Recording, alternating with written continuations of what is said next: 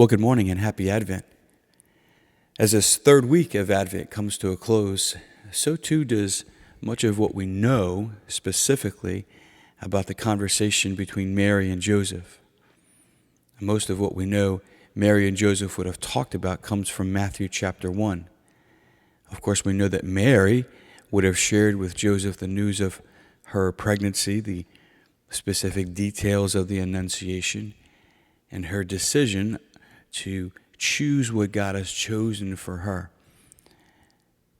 We certainly know that Joseph, because of what the Scriptures do tell us, chooses to divorce her quietly, then receives the angel Gabriel, and he too chooses what God has chosen for him. And then certainly shares that news with Mary as he agrees to take Mary into all that was his own, into his home. And that's what the Scriptures do tell us.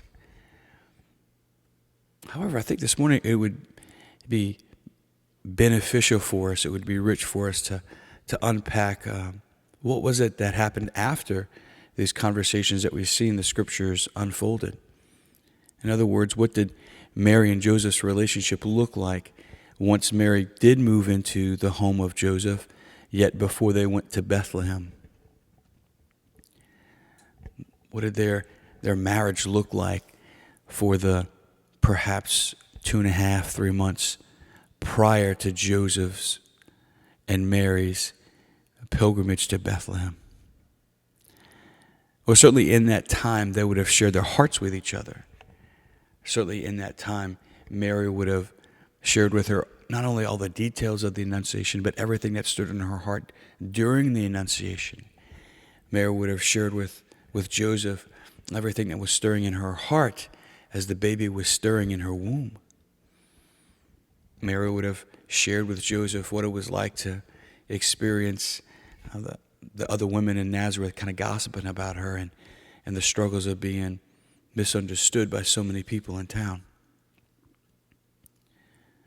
Likewise, Joseph would have shared with Mary what was stirring in his heart the very first time that he saw her pregnant, what was stirring in his heart as he heard the words of the angel Gabriel.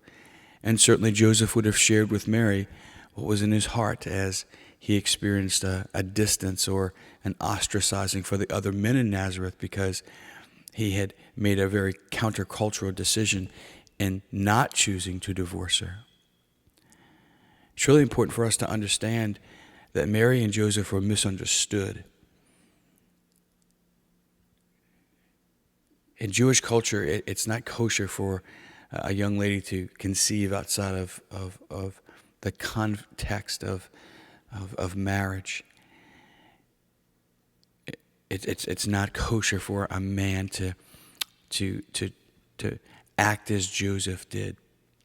The women would have misunderstood Mary, and the men would have misunderstood Joseph, and Mary and Joseph would have had to share their hearts with each other about that. That was the gift that God gave them. They had each other. And a lot of times I think you and I, if we live radically for Christ, if we go all the way with the gospel, boy, it's real easy for us to be misunderstood.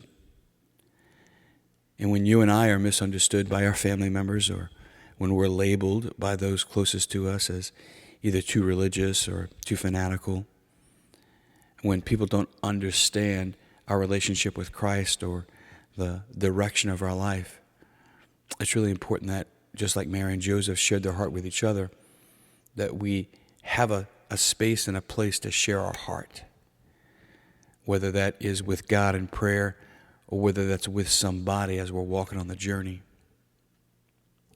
I think Mary teaches us a lot during this Advent season. Mary went to Elizabeth. She left in haste after the Annunciation because Elizabeth was the one who would understand her when she was going to be misunderstood by so many others. And then, of course, Mary had Joseph to talk to and to unpack things with. And it's just really important for you and I to know that we can't walk the journey alone, that you and I need somebody in our life so that we can pray through and process the different things that stir in our hearts when you and I are misunderstood. And of course, the Lord is also with us. He wants to know our hearts, and The Catechism says that if our hearts are far from God, the words of prayer are in vain.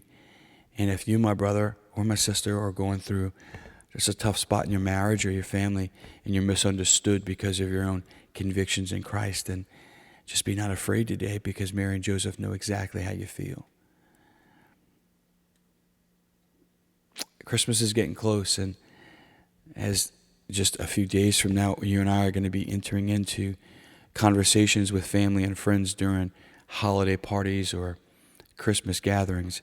It's real easy for us to be around people who are not necessarily walking with the Lord like you and I are. And if you're ever misunderstood or labeled in any of the conversations, or if you just feel the relational tension in this Christmas season because of your commitment to Christ, let your heart rest in the heart of Mary and in the heart of Joseph. Be not afraid, especially if you find yourself misunderstood. God bless you.